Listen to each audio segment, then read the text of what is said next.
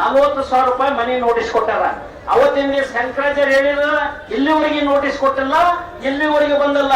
ಆ ಪುಣ್ಯಾತ್ಮ, ಈ ಊರಿನ ಪುಣ್ಯಾತ್ಮ ಇದಾದ ಮೇಲೆ ಈ ನೋಟಿಸ್ ಕೊಡಕತ್ತಾರ. ಅಧಿಕಾರಿಗಳು ನಾವು ಅನೇಕ ಸಲ ಹೇಳಿದ್ವಿ ಬಂದಾಗ. ಅಲ್ಲಿ ಅದರ ಒಬ್ರು ನಮಗೆ ಮೊನ್ನೆ ಬಂದಾಗ ನಮಗೆ ಗೊತ್ತಿಲ್ಲ ಇವರು ಕೋರ್ಟ್ನಿಂದ ತೊಂದರೆ ಗೊತ್ತಾರ.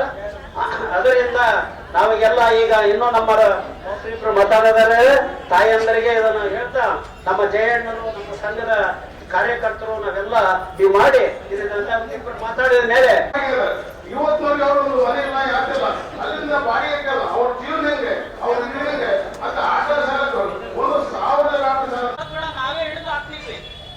ಅಲ್ಲಿ ಯಾರು ಮೂರ್ನು ಬಿಟ್ಟಾರ ಯಾರು ಇಲ್ಲ. ನಮ್ಮ ವಾರ್ಡಲ್ಲಿ ಎಲ್ಲ ಮರ್ಯಾದೆ ತರ ಅಂತಾರೆ ಇಡೋರು. ಹಾಗಾಗಿ ಅಧಿಕಾರಿಗಳಿಗೆ ಕೇಳ್ಕೊಂತೀನಿ, ಅವರು ಜನ ಇದ್ದ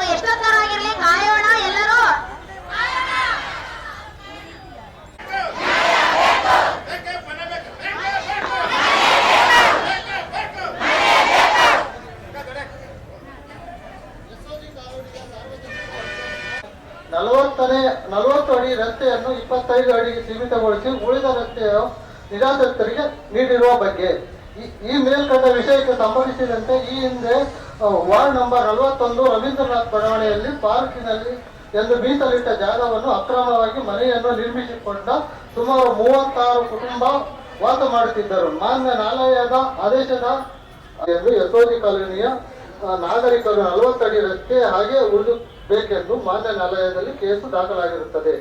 ಮಹಾನಗರ ಪಾಲಿಕೆ ಆಯುಕ್ತರು ಯಶೋಧಿ ಕಾಲೋನಿ ನಿವಾಸಿಗಳಿಗೆ ಸುಮಾರು 25 ವರ್ಷಗಳಿಂದ ನೀರಿನ ಕಂದಾಯ ಕಟ್ಟಿರಿ ಎಂದು ಹೇಳಿ ಮನೆ ಮನೆಗೆ ನೋಟಿಸ್ ನೀಡಿರುತ್ತಾರೆ. ಈ ಹಿಂದೆ ಜಿಲ್ಲಾಧಿಕಾರಿಗಳಾದ ಶ್ರೀ ಅಂಜನಾ ಕುಮಾರ್, ಶಾಸಕರು ಮಾನ್ಯ ಶಾಮನೂರು ಶಿವಶಂಕರಪ್ಪನವರು ಇಲ್ಲಿವರೆಗೂ ಕೂಡ ಬಡ ಕುಟುಂಬಗಳಿಗೆ ನೀರಿನ ಕಂದಾಯವನ್ನು ಕಟ್ಟಬೇಡಿ ಎಂದೇ ನಾವೇ ಹೇಳುತ್ತೇವೆ ಎಂದು ತಿಳಿಸಿರುತ್ತಾರೆ. ಆದರೆ ಮಹಾನಗರ ಪಾಲಿಕೆಯ ಮಾನ್ಯ ಆಯುಕ್ತರಾದ ರೇಣುಕಾ ಮೇಡಮ್ ಅವರು 25 ವರ್ಷ ಕಂದಾಯವನ್ನು ಕಟ್ಟಿರಿ ಎಂದು ನೋಟಿಸ್ ಕೊಟ್ಟಿರುತ್ತಾರೆ. ಮುಖ್ಯ ರಸ್ತೆಗೆ ಹೊಂದಿಕೊಂಡಿರುವ ಚಕ್ರ ಸಾಲಿ ಬಡಾವಣೆಯ ನಿರ್ಮಾಣದಲ್ಲಿಯೂ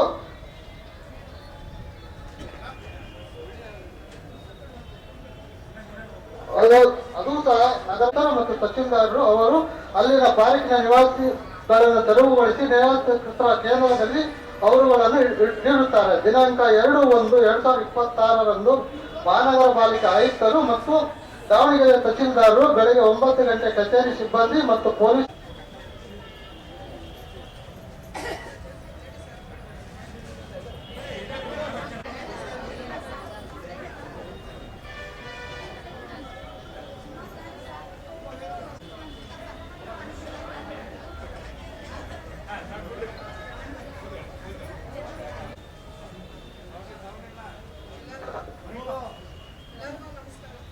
ವಾರ್ಡ್ ನಂಬರ್ 31 ಎಸ್ಒಜಿ ಕಾಲೋನಿ ಎಲ್ಲ ಸಾರ್ವಜನಿಕರು, ವಿಶೇಷವಾಗಿ ಎಲ್ಲ ಮಹಿಳೆಯರು ಬಂದಿದ್ದೀವಿ ಕಾರ್ಪೊರೇಷನ್ಗೆ ಫಸ್ಟ್ ಟೈಮ್. ಇಷ್ಟು ಜನ ಅದೇ ಸ್ವಲ್ಪ ಬರ್ತಾ ಇದ್ರು, 20 ಜನ 30 ಜನ ಗ್ರೂಪ್ ಮಾಡ್ಕೊಂಡು ಒಟ್ಟಿಗೆ ಬಂದಿರೋದು ಇವತ್ತೇ ನಿಮ್ಮನ್ನ ಎಲ್ಲ ನೋಡಿರೋದು ಅಲ್ವಾ? ಕಟ್ತಾ ಇದ್ದೀರಾ, ಹಿಂದೆ ಕೂಡ ನೀವು ಬಾಕಿ ಉಳಿಸ್ಕೊಂಡಿದ್ದೀರಾ. ಒಂದ್ ನಿಮಿಷ ಕೇಳಿಸ್ಕಮ್ಮ ಹೇಳೋದನ್ನ ಫಸ್ಟ್. ಬಾಡಿಗೆ ಮನೆ ಆದ್ರೆ ನಿಮ್ ಓನರ್ ಕೈ ನೀವೇ ಕಟ್ತೀವಿ, ಓನರ್ ಕೈ ಕಡೆಯಕ್ಕೆ ಬಾಡಿಗೆ ಕೊಡ್ತಾ ಇಲ್ವಾ? ನೋಡಿಮ್ಮ ಫಸ್ಟ್ ನಾನು ಹೇಳೋದನ್ನ ಕೇಳಿಸ್ಕೊಳ್ಳಿ. ನೀವು ಬಾಡಿಗೆ ಕೊಟ್ಟಿದ್ದೀರಂದ್ರೆ ಕಾರ್ಪೊರೇಷನ್ಗೆ ಮನೆ ಕಂದಾಯ ಆಗ್ಲಿ ಬಾಡಿಗೆ ಆಗ್ಲಿ ಅವರು ಟ್ಯಾಕ್ಸ್ ಬಂದು ಯಾರು ಕಟ್ಬೇಕು? ಓನರ್ ಕಟ್ಬೇಕು, ನೀವಲ್ಲ.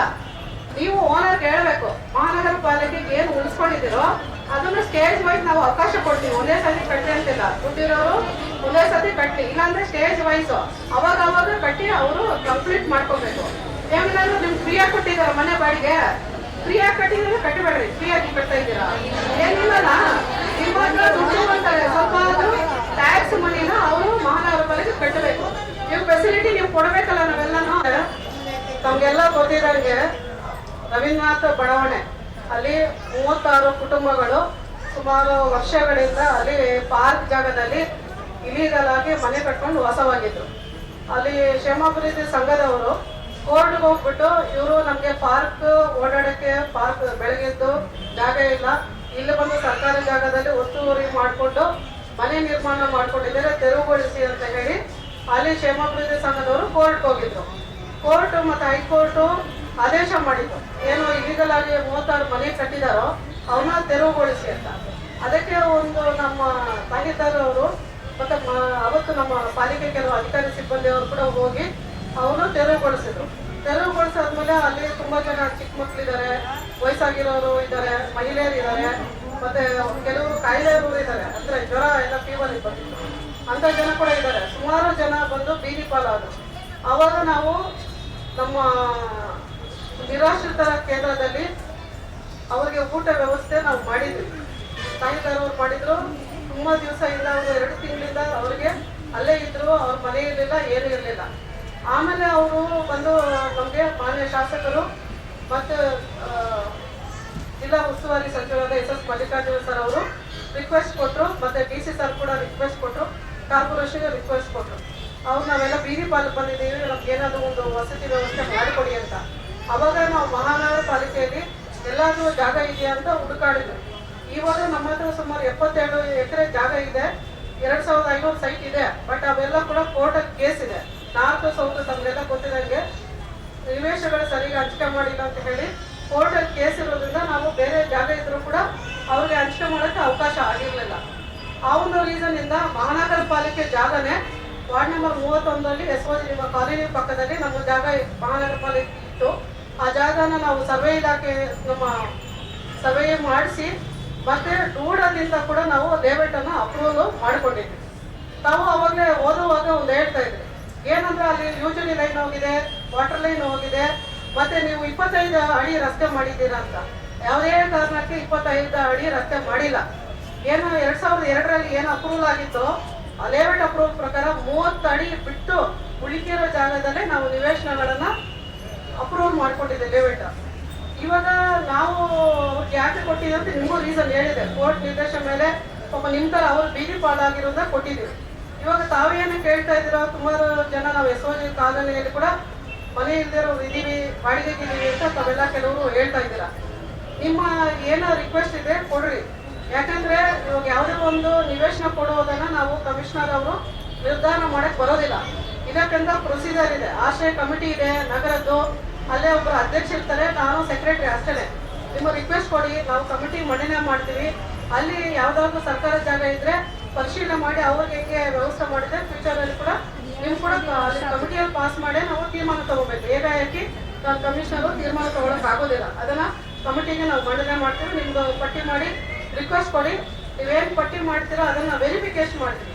ಇವಾಗ ನಾನು ಕೂಡ ತಮಗೆಲ್ಲ ಗೊತ್ತಿದ್ದಂಗೆ ಹಲವಾರು ಬಾರಿ ನಿಮ್ಮ ಕಾಲೋನಿಗೆ ಬಂದಿದ್ದೀನಿ. ಇಲ್ಲಿ ಸಿಟಿಯಲ್ಲಿ ಒಂದು ಮನೆ ಇರುತ್ತೆ, ಅಲ್ಲಿ ಬಾಡಿಗೆ ಕೊಟ್ಬಿಟ್ಟು ಇಲ್ಲಿ ಬಂದು ಬೇರೆ ಮನೇಲಿ ಇದ್ದಾರೆ, ಇಲ್ವಾ? ಆಮೇಲೆ ನೆಕ್ಸ್ಟ್ ನಿಮ್ದು ಆಗಬಾರ್ದು. ಇವಾಗ ಏನ್ ನಿಮ್ದು ಅರ್ಜಿ ಕೊಟ್ಟರೆ ಕೊಡ್ರಿ, ವೆರಿಫಿಕೇಶನ್ ನಾವು ಮಾಡ್ತೀವಿ. ಇವಾಗೆಲ್ಲ ರಾಜೀವ್ ಗಾಂಧಿಯಲ್ಲಿ ನಿಮ್ಮ ಆಧಾರ್ ಕಾರ್ಡು, ನಿಮ್ಮ ವೋಟರ್ ID, ನಿಮ್ಮ ರೇಷನ್ ಕಾರ್ಡ್ ಆದ ತಕ್ಷಣ ನಿಮ್ಮ ಮನೇಲಿ ಎಷ್ಟು ಆಸ್ತಿ ಇದೆ, ಎಷ್ಟು ನಿಮ್ ನಿವೇಶನ ಇದೆ, ಎಷ್ಟು ಮನೆ ಇದೆ, ಊರಲ್ಲಿ ಎಷ್ಟು ಜಮೀನು ಎಲ್ಲ ಕೂಡ ಗೊತ್ತಾಗುತ್ತೆ. ಆಯ್ತಾ? ಆ ತರ ಕೂಡ ನಾವು ಪರಿಶೀಲನೆ ಮಾಡ್ತೀವಿ. ಜೀನಿನು ಬೆನಿಫಿಷಿಯರಿಗೆ ಮಾತ್ರ ಎಷ್ಟು ಕಮಿಟಿಯಲ್ಲಿ ಪರಿಶೀಲನೆ ನಾವು ಮಂಡನೆ ಮಾಡ್ತೀವಿ. ಇದು 1ನೇ ಪಾಯಿಂಟ್. 2ನೇ ಪಾಯಿಂಟ್ ಹೇಳ್ತಾ ಇದ್ದೀರಾ ನೀರಿನ ಕಂದಾಯ ಕಟ್ರಿ ಅಂತ, ಮತ್ತೆ ಮನೆ ಟ್ಯಾಕ್ಸ್ ಕಟ್ಟಿ ಅಂತ. ತಮಗೆಲ್ಲ ಗೊತ್ತಿದೆ, ಮಹಾನಗರ ಪಾಲಿಕೆಗೆ ಇಲ್ಲಿ ನಾವು ಎಂಪ್ಲಾಯೀಸ್ಗೆ ಸ್ಯಾಲರಿ ಕೊಡ್ಬೇಕಾದ್ರೂ, ನಿಮ್ಮ ಏರಿಯಾದಲ್ಲಿ ಕ್ಲೀನ್ ಮಾಡ್ತಾರಲ್ಲ ಪೌರ ಕಾರ್ಮಿಕರಿಗೆ, ಅವ್ರಿಗೆ ವೇತನ ಕೊಡ್ಬೇಕಾದ್ರೂ, ಮತ್ತೆ ಅಲ್ಲಿ ನಿಮ್ಗೆ ಏನಾದ್ರು ರಸ್ತೆ ಮಾಡಬೇಕು, ಏನೇ ಲೈಟ್ ವ್ಯವಸ್ಥೆ ಮಾಡಬೇಕು ಅಂದ್ರೂ ಕೂಡ ನೀವು ಏನು ಪಾಲಿಕೆಗೆ ತೆರಿಗೆ ಕಟ್ತಿರೋ ಆ ಒಂದು ಆಧಾರ ಮೇಲೆ ನಾವು ಫೆಸಿಲಿಟಿ ಕೊಡ್ತೀವಿ. ಇವಾಗ SOG ಕಾಲೇಜಿಗೆ ಬಂದಾಗ ಹೆಂಗಿದೆ ನಿಮ್ಮ ರಸ್ತೆಗಳು? ಎಲ್ಲ ಕಾಂಕ್ರೀಟ್ ರೋಡ್ ಆಗಿದೆ, 24/7 ನೀರು ಕೊಟ್ಟಿದ್ರು ಇಲ್ಲ ಎಲ್ಲ ಮನೆಗೆ. ನಾನು ಬಂದು ಪರಿಶೀಲನೆ ಮಾಡಿದಿಲ್ಲ, ನೀಟಾಗಿ ಸೈಡ್ಗೆಷ್ಟು ಕಸನ ಆಗ್ತಾ ಇದೆ ಇಲ್ವಾ? ಈ ತರ ಎಲ್ಲ ಫೆಸಿಲಿಟಿ ಮಹಾನಗರ ಪಾಲಿಕೆ ಕೊಡ್ಬೇಕಾದ್ರೆ ಪಬ್ಲಿಕ್ ನೀವು ಅದೇ ರೀತಿಯಾಗಿ ಟ್ಯಾಕ್ಸ್ ಕಟ್ತಾರೆ. ಟ್ಯಾಕ್ಸ್ ಯಾವಾಗ ನಿಮ್ಗೆ ಹೊರೆ ಆಗಲ್ಲ ಅಂದ್ರೆ ನೀವು ಏಪ್ರಿಲ್ ತಿಂಗಳಲ್ಲಿ 5% ರೆಬಿಟ್ ಸಿಗತ್ತೆ. ಇವಾಗ ಏಪ್ರಿಲ್ ಬಿಟ್ಟು ನೀವು ಜುಲೈಯಿಂದ ಕಟ್ತೀವಿ ಅಂದ್ರೆ 24% ದಂಡ ಕಟ್ಟಬೇಕಾಗುತ್ತೆ. ಅದಕ್ಕೆ ನೀವು ದಂಡ ಕಟ್ಟಕ್ಕೆ ಹೋಗ್ಬೇಡಿ ದಯವಿಟ್ಟು. ಏಪ್ರಿಲ್ ಮಂತ್ ಅಲ್ಲಿ ಇವಾಗ ಹೊಸದಾಗಿ ನೀವು ಆನ್ಲೈನ್ ಅಲ್ಲೇ ಮನೆಯಿಂದ ಕೂಡ ಪೇಮೆಂಟ್ ಮಾಡ್ಬೋದು. ಮಹಾನಗರ ಪಾಲಿಕೆ ಝೋನಲ್ ಆಫೀಸ್ ಕಟ್ಟಬೇಕು ಅಂತಿಲ್ಲ. ಪ್ರತಿ ವರ್ಷಕ್ಕೆ ಕಟ್ಬಿಟ್ರೆ ಇವಾಗ ನೀರಿನ ತಿಂದು 53 ರೂಪಾಯಿ ಮಿನಿಮಮ್ ಬರ್ತಾ ಇದೆ, 56 ರೂಪಾಯಿ ಬರ್ತಾ ಇದೆ. ನಮ್ದು ಫ್ಲಾಟ್ ರೇಟ್ ಎಷ್ಟಿದೆ ಗೊತ್ತಾ? ಹಿಂದೆ 200 ರೂಪಾಯಿ ಇತ್ತು, ಇವಾಗ ಎಷ್ಟಿದೆ? 56 ರೂಪಾಯಿ ಕಟ್ಟಕ್ಕಾಗಲ್ವಾ? ಕಟ್ರಿ. ಅದನ್ನ ದಂಡ ಹಾಕಿಸ್ಕೊಳ್ಬೇಡ್ರಿ.